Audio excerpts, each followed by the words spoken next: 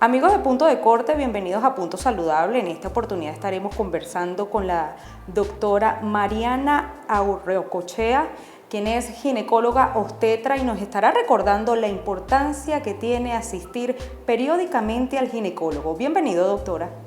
Hola Patricia, ¿cómo estás? Agradecida por esta invitación a tu programa. Bueno, muy contenta de participar tratando de recordar a las mujeres la importancia de acudir anualmente a su control ginecológico. Doctora, ¿por qué es importante acudir periódicamente al ginecólogo?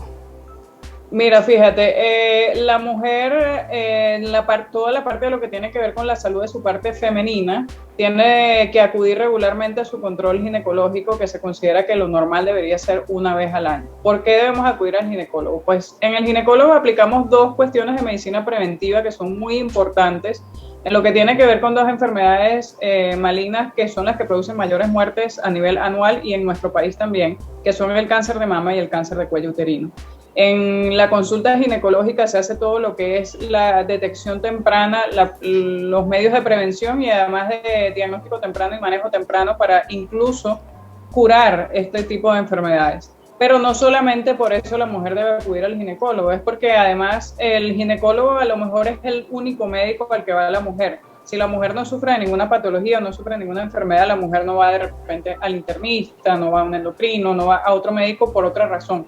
Entonces el médico ginecólogo en ese caso pasa a ser un médico integral que en su abordaje debe incluir la evaluación general de toda esa paciente para poder hacer las derivaciones a las diferentes especialidades que se necesiten. ¿Qué debería de tomar en cuenta una mujer para elegir a un buen ginecólogo, doctora?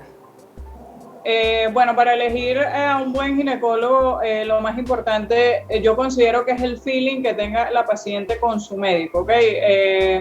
Hay algunas mujeres que les gusta verse con un ginecólogo de sexo masculino y al otro que les gusta verse con mujeres y eso va a depender pues de la paciente como tal.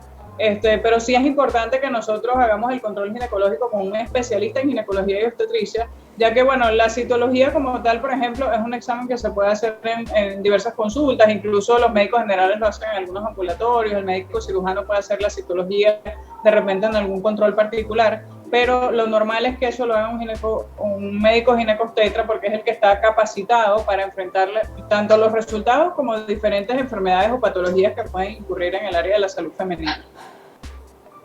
Doctora, ¿cuáles son las señales de alarma que se presentan en el cuerpo de una mujer donde indican que debe de asistir rápidamente al ginecólogo?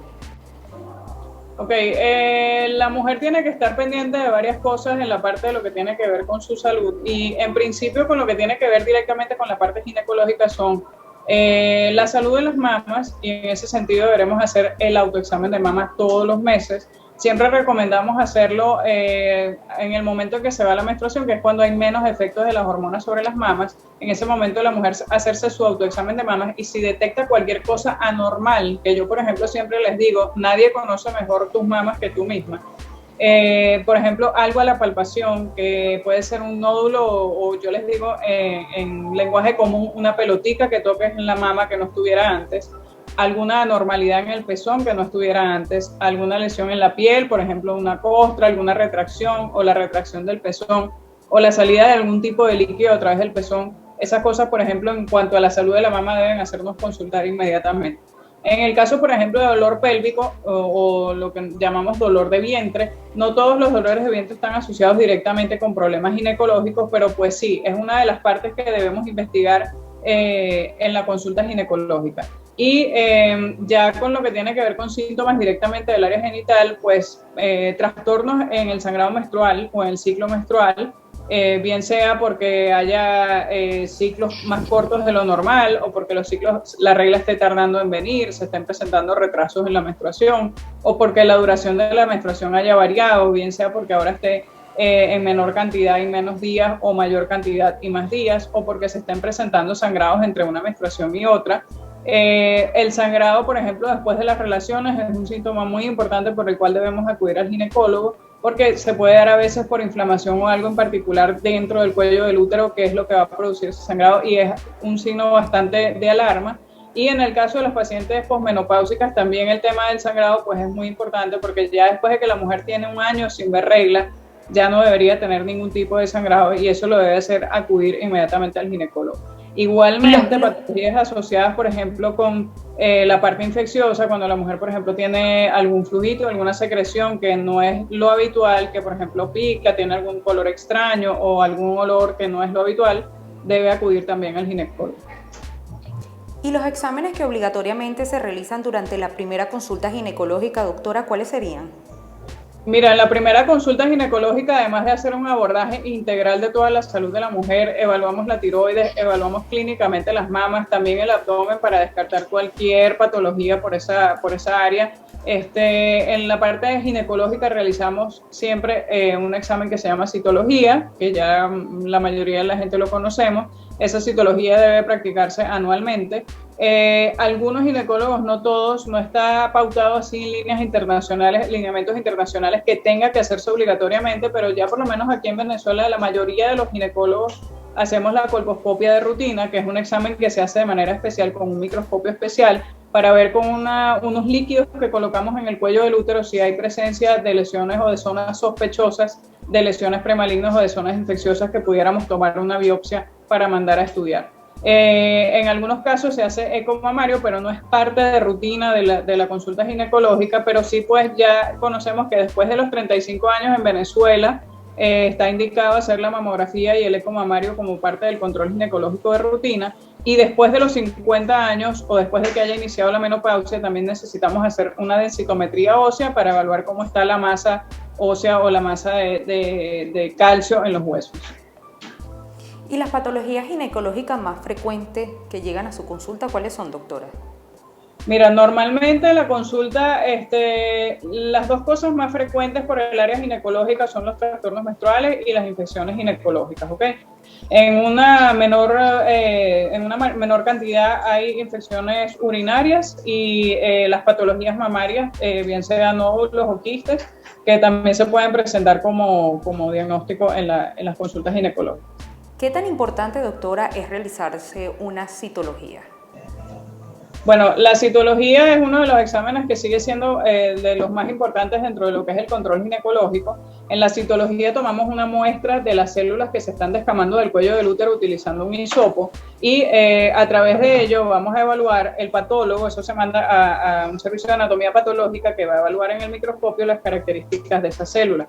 Y de esta manera se va a determinar si hay células que sean sospechosas de lesiones premalignas o de lesiones cancerígenas, asimismo detectar inflamación o infecciones y algunos gérmenes, en particular algunas bacterias u hongos que puedan estar presentes allí en el microscopio y que sean susceptibles de algún tratamiento.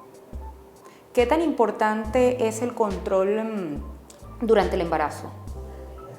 Bien, el control prenatal es otra cosa muy importante de la parte del área de nuestra especialidad de la ginecología y obstetricia. Es muy importante el control prenatal, debe iniciar de manera temprana. Inmediatamente la mujer sabe o se entera que está embarazada, debe acudir al ginecólogo. Esto nos permite hacer evaluación pues, de patologías que ya están presentes antes del embarazo, hacer como que el diagnóstico inicial de que, cómo estamos y cómo está la salud de esa mujer comenzando el embarazo, para saber qué patologías o qué riesgos hay de desarrollar durante el transcurso de la gestación, y aplicar medidas de recomendaciones y medidas preventivas para que todo ese embarazo ocurra de lo más normal y natural posible. Doctora, ¿qué ocurre cuando la mujer embarazada deja de tomarse sus suplementos vitamínicos? Normalmente en el embarazo, incluso antes del embarazo, recomendamos la ingesta de ácido fólico. Cuando, por ejemplo, una mujer ya está planificando quedar embarazada, ella debería tomar ácido fólico desde antes de quedar embarazada, y esto nos va a ayudar a lo que es la prevención de los defectos de tubo neural, como por ejemplo el meningocele. Y es una de las cosas que se ha evidenciado a nivel de los hallazgos científicos que realmente tiene un efecto sobre la prevención en el embarazo. El ácido fólico como suplemento debe tomarse desde el principio del embarazo. Sin embargo, ya es en el segundo trimestre cuando realmente cambian los requerimientos nutricionales y es necesario que la mujer tome algún suplemento tanto de multivitamínicos o hierro u otras cosas, dependiendo de lo que se vaya detectando en la evaluación. Cuando la mujer deja de consumir suplementos, pues pueden venir problemas nutricionales directamente en ella o relacionados directamente con el bebé, como retraso de crecimiento intrauterino. Asimismo, pueden aparecer algunas patologías como la patología de hipertensión en el embarazo o preeclampsia, que también se puede presentar y que hemos visto que se previene con el consumo de calcio en pacientes que tienen el riesgo de sufrirla durante el embarazo.